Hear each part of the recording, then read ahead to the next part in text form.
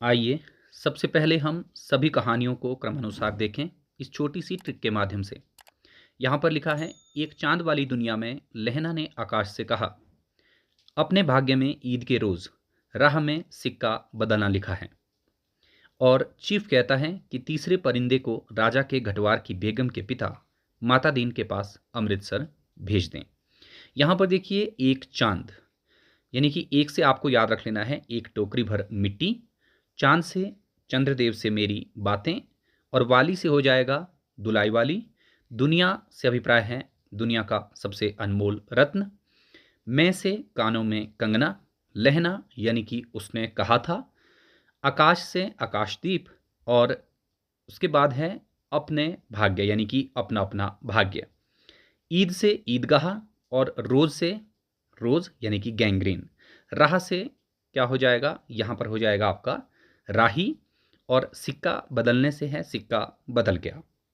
इसके बाद जो दूसरी लाइन है, चीफ कहता है, यहाँ से आप सब लोग समझ गए होंगे चीफ की दावत, तीसरा से तीसरी कसम, परिंदे से परिंदे, राजा से हो जाएगा राजा निर्बंसिया, घटवार से कोसी का घटवार, और बेगम से हो जाएगा लाल पान की बेगम। इसके बाद यहाँ पर है देखिए पिता, पिता के बाद है माता दीन यानी कि इंस्पेक्टर माता दीन चांद पर, और लास्ट कहानी है हमारी अमृतसर आ गया है। यही इन सभी कहानियों का क्रम है। एक बार आप इनको फिर से देखना चाहें तो देख सकते हैं कि कैसे ये शुरुआत से लेकर के अंत तक आप इनको याद रख सकते हैं। आइए अब पढ़ लेते हैं हम कहानी। नमस्कार, हिंदी साहित्य वार्ता में आप हैं इस वक्त सुभाष ठाकुर के साथ। आज हम पढ़ने वाले हैं भीष्म साहनी की कहानी चीफ की दावत। इससे पहले हम भीष्म साहनी की एक और कहानी पढ़ चुके हैं जो थी अमृतसर आ गया है। अमृतसर आ गया है कहानी देश विभाजन और जो सांप्रदायिक दंगे रहे उन पर आधारित है, और चीफ की दावत कहानी जो मध्यवर्गीय परिवार है उसकी जो स्वार्थपरता, मूल्यहीनता, और इसके साथ साथ जो मध्यवर्गीय परिवार की जो प्रदर्शन प्रियता है उसको लेकर लिखी गई कहानी है। तो कहानी को पढ़ने से पहले आप भीष्म साहनी का जो जीवन परिचय, उसका जो साहित्यिक परिचय है उसके बारे में भी ज़रूर जानकारी रखें कि भीष्म साहनी ने कौन कौन से कहानियाँ, कौन कौन से उपन्यास जो हैं वो लिखे हैं। इन सब बातों पर भी आप एक बार ज़रूर गौर कीजिएगा। तो अभी हम इस कहानी के जो मुख्य तथ्य हैं, मुख्य घटनाएं रही हैं, मूल प्रतिपाद्य और इसमें जो विशेष बातें रही हैं उनको देखेंगे। उसके बाद हम इसका मूल पाठ पढ़ेंगे। सबसे पहले अगर हम बात करें इस कहानी में आए जो मुख्य तथ्य क्या क्या हैं उनको जानते हैं। सबसे पहली बात तो ये है कि इसका रचना वर्ष कब है। 1957 में लिखी गई कहानी, पहला पाठ कहानी संग्रह में ये संकलित है। और ये आपको ज़रूर पता होना चाहिए कि कौन सी कहानी किस संग्रह में संकलित है और उस संग्रह में कितनी कहानियाँ जो है लेखक के द्वारा लिखी गई हैं, क्योंकि इस तरीके के प्रश्न आज से पहले पूछे जा चुके हैं, चाहे वो कोई भी राइटर क्यों ना रहा हो। ठीक है, तो 1957 में पहला पाठ संग्रह में संकलित रही। पहला पाठ कहानी संग्रह इनका दूसरा कहानी संग्रह है, जबकि इनका पहला जो कहानी संग्रह है वो रहा भाग्य रेखा। इसके अलावा इनके अन्य जो कहानी संग्रह जो मैंने पिछली क्लास में आपको बता दिए थे उनको भी आप एक बार ज़रूर याद रखें। पहला पाठ कहानी संग्रह की जो पहली कहानी है वो है चीफ की दावत, और यही कहानी यूजीसी नेट हिंदी के पाठ्यक्रम में शामिल भी है। कुल मिलाकर पहला पाठ कहानी संग्रह में 15 कहानियाँ हैं। इनमें से जो चीफ की दावत है ये प्रमुख कहानी मानी गई है, और पहली कहानी है पहला पाठ नामक कहानी जो है ये इसकी चौथी कहानी है। बाकी अन्य कहानियों को आप यहाँ से एक बार ज़रूर देख लें। अब बात करते हैं कि इस जो कहानी चीफ की दावत रही है ये किस घटना पर आधारित है या समाज के किस विमर्श पर आधारित है। तो यह है वृद्ध विमर्श की अनुपम कहानी, जिसमें जो जीवन की विषमताएं हैं, विविधताएं हैं और जो खोखलापन है और निरर्थकता है उसको दर्शाया गया है। तो महत्वपूर्ण बात यह है कि वृद्ध विमर्श पर लिखी गई ये कहानी है। वृद्ध विमर्श पर आधुनिक समय में बहुत सारा साहित्य जो है वो लिखा जाने लगा है, और वृद्ध विमर्श के जो दो महत्वपूर्ण उपन्यास जैसे अंतिम अरण्य और गिली गड्डू, ये जो दो उपन्यास हैं इनको भी आप एक बार ज़रूर देखें। इसके साथ साथ पिता कहानी भी आप देखेंगे कि वृद्ध विमर्श को केंद्र में रखकर लिखी गई कहानी है। तो अन्य जो भी रचनाएं वृद्ध विमर्श पर आधारित हैं उनके बारे में भी आप एक बार ज़रूर पढ़ें। हो सकता है आपको वैसा भी प्रश्न जो है वो पूछा जाए कि वृद्ध विमर्श को केंद्र में रखकर किन किन कहानियों, किन किन उपन्यासों को जो है वो लिखा गया है। कहानी में एक ओर बुजुर्ग माँ का प्रेम और त्याग को दिखाया गया है, तो वहीं दूसरी ओर युवा पुत्र की स्वार्थपरकता, हृदयहीनता व अवसरवादिता को के माध्यम से नई पीढ़ी की जो मूल्यहीनता है उसका यथार्थ के धरातल पर कठोर चित्रण लेखक के द्वारा किया गया है। यही इस कहानी की मूल संवेदना को प्रकट करता है कि इसमें कौन कौन सी बातें हैं? एक तरफ बुजुर्ग माँ है जो अपना सर्वस्व अपने संतान के प्रति न्यौछावर कर देता है, लेकिन दूसरी तरफ जो औलादें हैं वो कहीं ना कहीं अपने पेरेंट्स जो हैं, बुजुर्ग जो हैं, उनके प्रति उस तरीके का आदर और सम्मान नहीं दिखा पाते जिसके वो हकदार हैं। यही इस कहानी में दर्शाने का प्रयास जो है लेखक के द्वारा किया गया है। तो दोनों ही कहानियां बिल्कुल अलग अलग धरातल पर लिखी गई हैं। एक जो है सांप्रदायिक विभाजन पर है, तो दूसरा यहाँ पर पारिवारिक विभाजन पर या पारिवारिक विघटन पर, हम कह सकते हैं जो मानवीय मूल्य हैं उनके विघटन पर आधारित है, और जो प्रदर्शन प्रियता है मध्यवर्गीय परिवार की उसको केंद्र में रखकर लिखी गई हैं। इसके बाद हम इसमें जो मूल प्रतिपाद्य है इसको देखते हैं कि क्या क्या बातें जो हैं मुख्य हैं इस कहानी में। सबसे पहले मध्यवर्गीय परिवार का खोखलापन, स्वार्थपरकता एवं उसकी मूल्यहीनता का चित्रण है, वृद्ध विमर्श से संबंधित कहानी, और पश्चिमी सभ्यता के रंग में रंगे हुए जो युवा हैं उनका जो दिखावटीपन है, उनका जो दिखावा करने की जो प्रवृत्ति है, इसको यहाँ पर दिखाया गया है। शिक्षित वर्ग के अशिक्षित आचरण की कहानी भी इस कहानी को माना गया है कि जो आज का युवा है, पढ़ा लिखा भले ही है, लेकिन वो अशिक्षितों जैसा आचरण जो है वो करने लग गया है। अपने बुजुर्गों के प्रति उसकी संवेदनाएं जो हैं वो दिन ब दिन हमें घटती जा रही नजर आती हैं। रिश्तों की पवित्रता को भूलने का चित्रण, ये भी इस कहानी का मूल प्रतिपाद्य में से एक चीज़ है। और साथ ही साथ नगरों में रह रहे जो मध्यवर्गीय परिवार हैं उसमें तेज़ी से उन्नति करने की लालसा को दिखाया गया है। साथ ही साथ उनकी जो अवसरवादिता है, स्वार्थ पूर्ति के लिए पारिवारिक संबंधों की आत्मीयता को ताक पर रखने की प्रवृत्तियों का चित्रण इस कहानी की मूल संवेदना के केंद्र में है या मूल में रखा गया है इन सब बातों को। तो अगर आपको कहानी के संदर्भ में कुछ प्रश्न इस तरीके से पूछा जाए कि जो आपका चीफ की दावत कहानी है इसके संदर्भ में कौन कौन से कथन सही हैं, कौन कौन से गलत हैं, तो आप इन सभी कथनों को जो है एक बार ज़रूर याद रखें कि ये सारी बातें जो हैं इस कहानी में आई हैं। इसके अलावा और भी अगर कुछ चीज़ें हैं तो वो आप जब मूल पाठ का अध्ययन करेंगे वहाँ पर पाएंगे कि क्या क्या बातें जो हैं इस कहानी के संदर्भ में सही हैं और कौन कौन सी अनुचित हैं। ऐसे प्रश्न आज के समय में आप देखते हैं कि ज़्यादातर पूछे जाने लगे हैं। ठीक है, इसके बाद हम बात करते हैं पात्र योजना की, क्योंकि कहानी के जो एक मुख्य तत्व आता है पात्र योजना। अब ये आपको पता होना चाहिए कि कहानी के मुख्य रूप से कितने तत्व होते हैं। जो 6 तत्व हैं वो कौन कौन से हैं, जिसमें सबसे पहले आपका कथा वस्तु आती है, फिर आपके पात्र आते हैं, पात्र जो आपस में संवाद करेंगे, फिर देश काल वातावरण की बात आएगी, फिर उसमें भाषा शैली रहेगी, फिर उसका एक उद्देश्य भी रहेगा। तो इस तरीके से आपको जो है इसके जो भी कहानी के तत्व होते हैं प्रत्येक कहानी के, वो भी याद रखने हैं। तो पात्र योजना बहुत महत्वपूर्ण चीज़ है, क्योंकि हमारी जो कथा वस्तु है वो पात्रों के जरिए ही हमें आगे बढ़ती हुई नज़र आती है, या इनके बिना जो है हम कहानी की कल्पना नहीं कर सकते। तो इस कहानी में पात्रों की जो संख्या है वो ज़्यादा नहीं है। श्यामनाथ इस कहानी में मुख्य नायक के रूप में हम देखते हैं, जो मध्यवर्गीय परिवार का एक नौकरी पेशा व्यक्ति है। आर्थिक स्थिति को सुदृढ़ करने के लिए अपने चीफ की खुशामद जो है करता हुआ दिखाई देता है, क्योंकि वो स्वार्थ परखता है उसके कि अगर उसके बॉस उससे खुश रहेंगे तो वो उसको अच्छी नौकरी प्रदान कर सकते हैं भाई, या अच्छे अहदे पर उसको रख सकते हैं। ठीक है, बूढ़ी माँ को फालतू समझकर उससे अपनी स्वार्थ सिद्धि कराता है। तो यहाँ पर इसका जो अपने बुजुर्गों के प्रति अनादर का भाव है वो दिखाया गया है। फिर इसकी पत्नी है, ये भी इसकी बातों में विश्वास करती हैं और चीफ की खुशामद करने में इसका साथ देती है। बूढ़ी माँ जो कि ममता की मूरत हैं, बेटे के लिए कुछ भी करने के लिए सदैव तत्पर रहती है, विधवा और निरक्षर हैं, लेकिन पुरानी पीढ़ी का यहाँ पर ये प्रतीक मानी गई हैं। फिर चीफ हैं जो श्यामनाथ का बॉस है, विदेशी है, सहज और माँ से गीत सुनने की इच्छा भी ये प्रकट करता है, और ये अमेरिकी है, इसको भी आप ध्यान में रखें। अन्य पात्रों में चीफ की पत्नी हो गई, विधवा सहेली इत्यादि इसमें आती हैं। तो ये इसके मुख्य पात्र थे जिनके बारे में आपको थोड़ी थोड़ी जानकारी रखना जरूरी है। तो पात्रों के बारे में जरूर पढ़ें, कई बार प्रश्न ऐसा बन जाता है कि कौन सा पात्र जो है किस कहानी का रहा है। अब हम इसके बाद देखते हैं इस कहानी में जो मुख्य घटनाएं रही हैं, और उसके बाद हम सीधे देखते हैं इस कहानी का मूल पाठ। तो कहानी की जो प्रमुख घटनाएं हैं, सबसे पहले यहाँ पर लिखा देखिए कि चीफ की दावत के लिए तैयारियां जोरों से हो रही थीं। उपयोगी सामान जैसे कुर्सियां, नैपकिन, फूल बरामदे में लगाए गए। फालतू सामान जो है छिपाया जाने लगा था। माँ को लेकर लोग चिंतित हो गए और विचार करने लगे कि माँ का व्यवहार और पहनावा कैसा हो। पार्टी के दौरान मेहमान जब भोजन के लिए उठे तब कुर्सी पर खर्राटे लेती माँ को देखकर उनका उपहास उड़ाने लगे।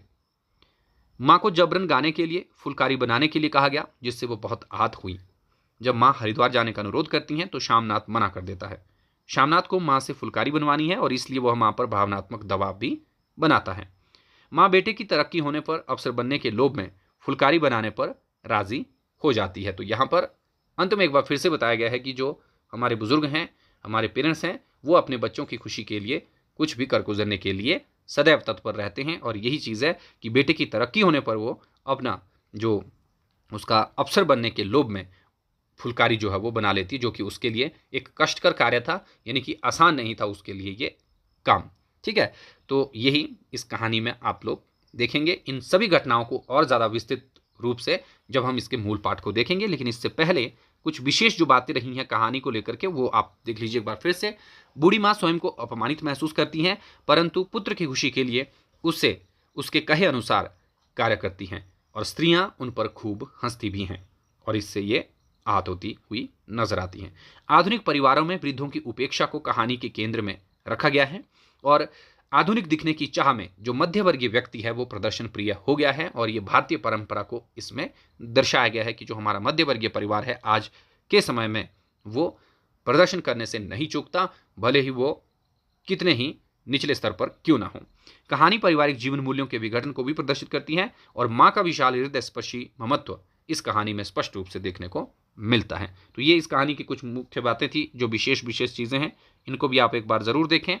अब यहाँ पर यथार्थवाद के धरातल पर लिखी गई यह कहानी है। अब भीष्म साहनी जो है यथार्थवाद को लेकर के एक पंक्ति कहते हैं कि किसी घटना का यथावत चित्रण ही यथार्थ नहीं कहलाता, उसकी तह में काम करने वाली उसकी तह में काम करने वाले तत्वों और अंतर्विरोधों की पकड़ रचना को यथार्थवादी बनाती है। तो यहाँ पर ये बहुत महत्वपूर्ण कथन है जो यथार्थवाद के संदर्भ में भीष्म साहनी ने कहा है। हालांकि हमने लेखक और इनकी जो कहानियाँ रही हैं उसके संदर्भ में जो आलोचकों के कथन है वो हमने पिछली क्लास में पढ़ लिए थे कि कौन कौन से समीक्षक, जैसे नामवर सिंह ने इनके कहानी लेखन के संदर्भ में क्या बातें कही हैं, वो हमने पिछली क्लास में पढ़ लिया था। तो आप वहाँ से उन कथनों को एक बार ज़रूर देखें।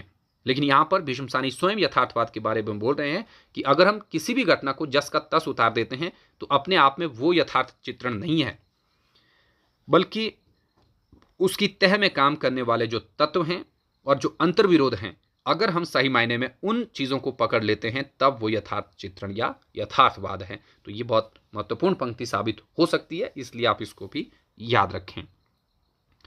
चलिए आगे बढ़ते हैं। अब हम कहानी की जो मूल पाठ है इसको पढ़ लेते हैं, ताकि इससे पहले जितनी भी चीज़ें हमने देखी क्या वो जस्टिफाई हो रही हैं या नहीं हो रही हैं, है ना। तो जब आप कहानी को पढ़ेंगे तभी आपको पता भी चलेगा, तभी आपको जो है कहानी में आए हुए जो कथन हैं उनके बारे में भी जानकारी हो जाएगी, क्योंकि यहाँ पर हमने अलग से इस कहानी के कथनों को नहीं रखा है। जब आप पढ़ेंगे इस कहानी को तो आपको खुद ब खुद पता चल जाएगा कि कौन कौन से कथन जो है वो उपयोगी हैं और इनको परीक्षा में पूछा जा सकता है। ठीक है, और क्रम वाइज भी आपको याद हो जाएंगे कि कौन सा कथन पहले आया कौन सा बाद आया। कई बार घटनाओं को पूछा जाता है कि कहानी में कौन सी घटना पहले आई है कौन सी घटना बाद में आई है। ठीक है, तो इसको देखिएगा। चलिए शुरू करते हैं। सबसे पहले यहां पर है आपका चीफ की दावत, भीष्म साहनी।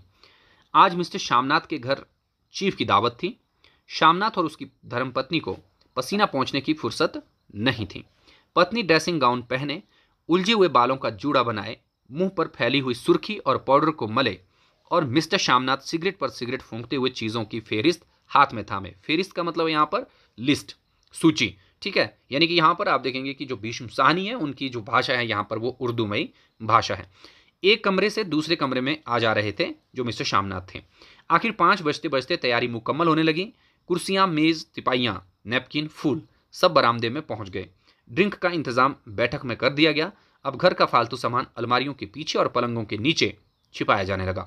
तभी श्यामनाथ के सामने सहसा एक अड़चन खड़ी हो गई। माँ का क्या होगा, इस बात की ओर न उनका और न उनकी कुशल गृहिणी का ध्यान गया था। मिस्टर श्यामनाथ श्रीमती की ओर घूमकर अंग्रेजी में बोले, माँ का क्या होगा।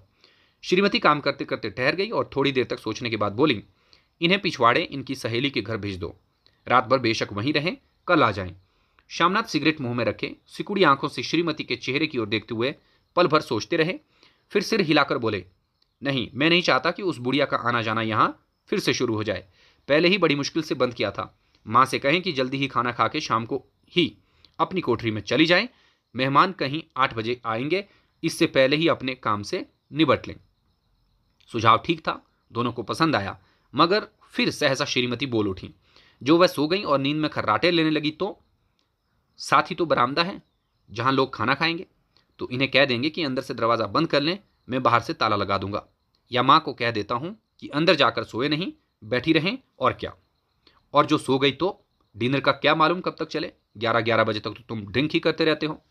श्यामनाथ कुछ खींच उठे, हाथ झटकते हुए बोले, अच्छी भले ये भाई के पास जा रही थी, तुमने यूं ही खुद अच्छा बनने के लिए बीच में टांग अड़ा दी। वाह, तुम माँ और बेटे की बातों में मैं क्यों बुरी बनूं, तुम जानो और वो जाने। मिस्टर श्यामनाथ चुप रहे। यह मौका बहस का नहीं था, समस्या का हल ढूंढने का था। उन्होंने घूमकर माँ की कोठरी की ओर देखा। कोठरी का दरवाजा बरामदे में खुलता था। बरामदे की ओर देखते हुए झट से बोली, मैंने सोच लिया है। और उन्हीं कदमों माँ की कोठरी के बाहर जा खड़े हुए। माँ दीवार के साथ एक चौकी पर बैठी, दुपट्टे में मुंह सिर लपेटे माला जप रही थी।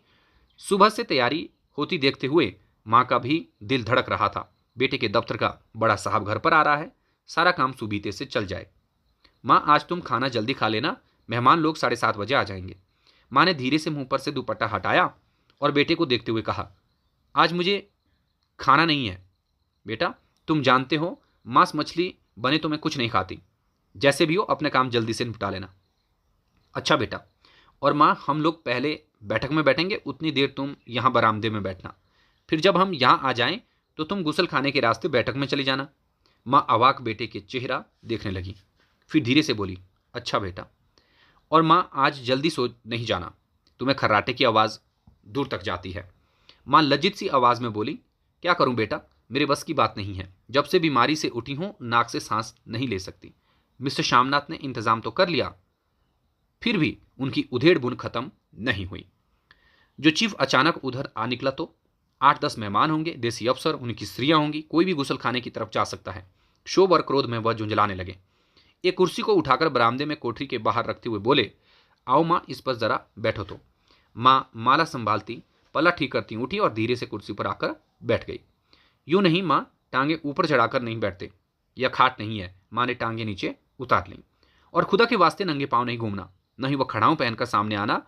किसी दिन तुम्हारी यह खड़ाऊं उठाकर मैं बाहर फेंक दूंगा। माँ चुप रही। कपड़े कौन से पहनोगी माँ, जो है वही पहनूंगी बेटा, जो कहो पहन लूँ।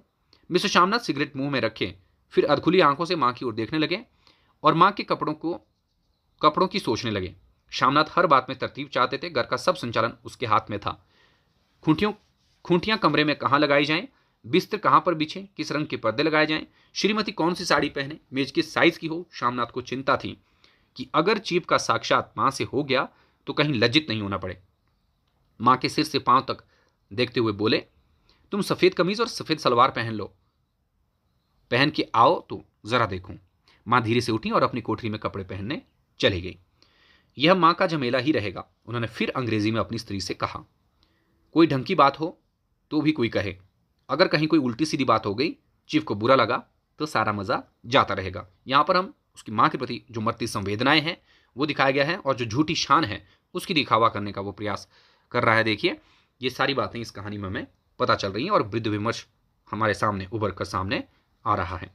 माँ सफ़ेद कमीज और सफ़ेद सलवार पहनकर बाहर निकली। छोटा सा कद, सफ़ेद कपड़ों में लिपटा, छोटा सा सूखा हुआ शरीर, धुंधली आंखें, केवल सिर के आधे झड़े हुए बाल पल्ले की ओट में छिप पाए थे। पहले से कुछ ही कम कुरूप नजर आ रही थी। चलो ठीक है, कोई चूड़ियाँ बुड़ियाँ हो तो वो भी पहन लो, कोई हर्ज नहीं। चूड़ियाँ कहाँ से लाऊं बेटा, तुम तो जानते हो सब जेवर तुम्हारी पढ़ाई में बिक गए। यह वाक्य श्यामनाथ को तीर की तरह लगा। तिनक कर बोले, ये कौन सा राग छेड़ दिया, सीधा सीधा कह दो, नहीं है जेवर बस, इससे पढ़ाई वढ़ाई का क्या ताल्लुक है। जो जेवर बिका है तो कुछ बनकर ही आया हूं, नीरा लंडूरा तो नहीं लौट आया। जितना दिया था उससे 2 गुना ले लेना। मेरी जीभ जल जाए बेटा, तुमसे जेवर लूंगी, मेरे मुंह से यूं ही निकल गया। जो होते तो लाख बार पहनती। 5:30 बज चुके थे। मिस्टर श्यामनाथ अभी को खुद भी नहा धोकर तैयार होना था। श्रीमती कब की अपने कमरे में जा चुकी थी। श्यामनाथ जाते हुए एक बार फिर माँ को हिदायत करते गए, माँ रोज की तरह गुमसुम बन के नहीं बैठी रहना। अगर साहब इधर आ निकले और कोई बात पूछे तो ठीक तरह से बात का जवाब देना। मैं न पढ़ी न लिखी बेटा, मैं क्या बताऊं, क्या बात करूंगी। तुम कह देना माँ अनपढ़ है, कुछ जानती समझती नहीं, वो नहीं पूछेगा। 7 बजते बजते माँ का दिल धक धक करने लगा। अगर चीफ सामने आ गया और उसने कुछ पूछा तो वह क्या जवाब देंगी। अंग्रेज को तो दूर से ही देखकर घबरा उठती थी, यह तो अमरीकी है ना। न मालूम क्या पूछे, मैं क्या कहूंगी। माँ का जी चाहा कि चुपचाप पिछवाड़े विधवा सहेली के घर चली जाएं, मगर बेटे के हुक्म को कैसे टाल सकती थीं। चुपचाप कुर्सी पर से टांगे लटकाए वह बैठी रहीं। एक कामयाब पार्टी है वह है जिसमें ड्रिंक कामयाबी से चल जाए। शामनाथ की पार्टी सफलता के शिखर चूमने लगी। वार्तालाप उसी रौ में बह रहा था जिस रौ में गिलास भरे जा रहे थे। कहीं कोई रुकावट न थी, कोई अड़चन न थी। साहब को विस्की पसंद आई थी, मेम साहब को पर्दे पसंद आए थे, सोफा कवर का डिजाइन पसंद आया था, कमरे की सजावट पसंद आई थी। इससे बढ़कर क्या चाहिए। साहब तो ड्रिंक के दूसरे दौर में ही चुटकुले और कहानियां कहने लग गए थे। दफ्तर में जितना रोब रखते थे यहाँ पर उतने ही दोस्त परवर हो रहे थे। और उनकी स्त्री काला गाउन पहने, गले में सफेद मोतियों का हार, सेंटर पाउडर की महक से ओतप्रोत कमरे में बैठी सभी देसी स्त्रियों की आराधना का केंद्र बनी हुई थी। बात बात पर हंसती, बात बात पर सिर हिलाती और शामनाथ की स्त्री से तो ऐसी बातें कर रही थी जैसे उसकी पुरानी सहेली हो। और इसी रो में पीते पिलाते 10:30 बज गए। वक्त गुजरते पता ही नहीं चलता। आखिर सब लोग अपने अपने गिलासों में से आखिरी घूंट पीकर खाना खाने के लिए उठे और बैठक से बाहर निकले। आगे आगे शामनाथ रास्ता दिखाते हुए, पीछे चीफ और दूसरे मेहमान। बरामदे में पहुंचते ही शामनाथ सहसा ठिठक गए। जो दृश्य उन्होंने देखा उससे उनकी टांगें लड़खड़ा गई और क्षण भर में सारा नशा हिरन होने लगा। बरामदे में एन कोठरी के बाहर माँ अपनी कुर्सी पर ज्यों की त्यों बैठी थी, मगर दोनों पांव कुर्सी की सीट पर रखे हुए और सिर दाएं से बाएं और बाएं से दाएं झूल रहा था और मुंह में से लगातार गहरे खर्राटों की आवाजें आ रही थी। जब सिर कुछ देर के लिए टेढ़ा होकर एक तरफ को थम जाता तो खर्राटे और भी गहरे हो उठते और फिर जब झटके से नींद टूटती तो सिर फिर दाएं से बाएं झूलने लगता। पल्ला सिर पर से खिसक आया था और माँ के झरे हुए बाल आधे गंजे सिर पर अस्त व्यस्त बिखर रहे थे। देखते ही शामनाथ क्रुद्ध हो उठे। जी चाहा कि माँ को धक्का देकर उठा दें और उन्हें कोठरी में धकेल दें, मगर ऐसा करना संभव न था। चीफ और बाकी मेहमान पास में ही खड़े थे। माँ को देखते ही देसी अफसरों की कुछ स्त्रियां हंस दी कि इतने में चीफ ने धीरे से कहा, पुअर डियर। माँ हड़बड़ा के उठ बैठी। सामने खड़े इतने लोगों को देखकर ऐसी घबराई कि कुछ कहते न बना। झट से पल्ला सिर पर रखती हुई खड़ी हो गई और जमीन को देखने लगी। उनके पांव लड़खड़ाने लगे और हाथों की उंगलियां थर थर कांपने लगी। माँ, तुम जाके सो जाओ, तुम क्यों इतनी देर तक जाग रही थी। और खिसियाई हुई नजरों से शामनाथ चीफ के मुंह की ओर देखने लगे। चीफ के चेहरे पर मुस्कुराहट थी। वह वहीं खड़े खड़े बोले, नमस्ते। माँ ने झिझकते हुए अपने में सिमटते हुए दोनों हाथ जोड़े, मगर एक हाथ दुपट्टे के अंदर माला को पकड़े हुए था, दूसरा बाहर ठीक तरह से नमस्ते भी न कर पाई। शामनाथ इस पर भी खिन्न हो उठे। इतने में चीफ ने अपना दायां हाथ मिलाने के लिए माँ के आगे किया। माँ और घबरा उठी। माँ, हाथ मिलाओ। पर हाथ कैसे मिलाती, दाएं हाथ में तो माला थी। घबराहट में माँ ने बायां हाथ ही साहब के दाएं हाथ में रख दिया। शामनाथ दिल ही दिल जल उठे। देसी अफसरों की स्त्रियां खिलखिलाकर हंस पड़ी। यूं नहीं माँ, तुम तो जानती हो दायां हाथ मिलाया जाता है, दायां हाथ मिलाओ। मगर तब तक चीफ माँ का बायां हाथ ही बार बार हिलाकर कह रहे थे, हाउ डू यू डू। कहो माँ, मैं ठीक हूँ, खैरियत से हूँ। माँ कुछ बड़बड़ाई। माँ कहती हैं, मैं ठीक हूँ। कहो माँ, हाउ डू यू डू। माँ धीरे से सकुचाते हुए बोली, हाउ डू डू। एक बार फिर कहा उठा। वातावरण हल्का होने लगा। साहब ने स्थिति संभाल ली थी। लोग हंसने और चहकने लगे थे। शामनाथ के मन का क्षोभ भी कुछ कुछ कम होने लगा था। साहब अपने हाथ में माँ का हाथ अब भी पकड़े हुए थे और माँ सिकुड़ी जा रही थी। साहब के मुंह से शराब की बू आ रही थी। शामनाथ अंग्रेजी में बोले, मेरी माँ गांव की रहने वाली है, उम्र भर गांव में ही रही हैं, इसलिए आपसे लजाती हैं। साहब इस पर खुश नजर आए। बोले, सच, मुझे गांव के लोग बहुत पसंद हैं। तब तो तुम्हारी माँ गांव के गीत और नाच भी जानती होंगी। चीफ खुशी से सिर हिलाते हुए माँ को टकटकी बांधे देखने लगे। माँ, साहब कहते हैं कोई गाना सुनाओ, कोई पुराना गीत, तुम्हें तो कितने ही याद होंगे। माँ धीरे से बोली, मैं क्या गाऊंगी बेटा, मैंने कब गाया है।